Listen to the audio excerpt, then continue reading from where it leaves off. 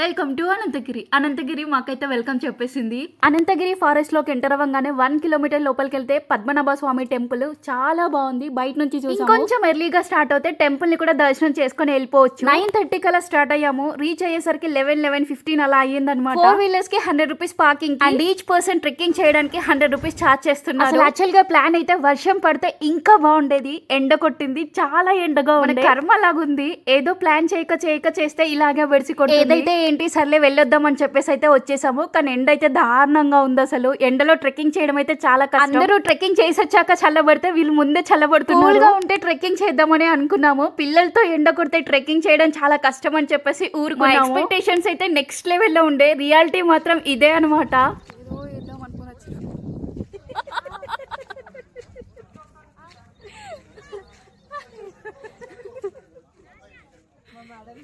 ఇక్కడ మా mini vlogger అయితే తెగ వీడియోలు చేసేస్తుంది. Hi guys, hello friends. ఆ వీడియోస్ లో తన ఫేస్ ఒక్కటే క్లియర్ గా కనిపిస్తుంది. అంత పైకి వీళ్ళని తీసుకొని వెళ్ళే ఓపిక లేదని చెప్పేసి ఈ ఎండకి ఇక్కడే ట్రెక్కింగ్ లో ఫీల్ అయిపోయాము. ఇక్కడికి వెళ్ళి వ్యూస్ అయితే ఎంజాయ్ చేస్తున్నాము. మేము వెళ్ళిన టైం కి ఆల్మోస్ట్ ట్రెక్కింగ్ వెళ్ళిన వాళ్ళు కూడా రిటర్న్ అయ్యి వచ్చేసారు. అది చూసాక పక్కన అండర్ కన్స్ట్రక్షన్ లో ఒక వ్యూ పాయింట్ ఉంది, అక్కడికి వెళ్దామని చెప్పి అయితే స్టార్ట్ అయిపోతే మంచిగా శివయ్య ఉంది. ఎంత బాగుందో. నంది విగ్రహం అయితే చాలా బాగా అనిపించింది.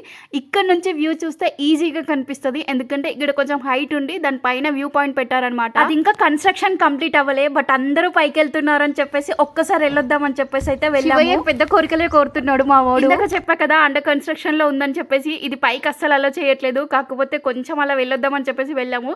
ఇక్కడ నుంచి వ్యూ చూస్తే బాగుంది, బట్ ఇంకా ట్రెక్కింగ్ చేసి అక్కడ వ్యూ పాయింట్ దగ్గర నుంచి చూస్తే ఇంకా బాగా అనిపించేది. ఇక్కడ నుంచి చూస్తేనే ఇంత బాగుంది, అక్కడికి వెళ్ళి చూస్తే ఇంకా బాగుంది అనిపించింది. ఈ అదృష్టం మనకు లేదులే ఈసారి అని చెప్పేసి సైలెంట్ గా కిందకైతే వెళ్ళిపోతున్నాము. 1 అవర్ స్పెండ్ చేసాము. ఇక్కడ నుంచి కోటపల్లి కయాకింగ్ బోటింగ్ స్పాట్ కి వెళ్తున్నాము. నెక్స్ట్ వీడియోలో చూపిస్తా ఎలా ఉంది ఏంటని చెప్పేసి. అంతవరకు స్టే ట్యూన్.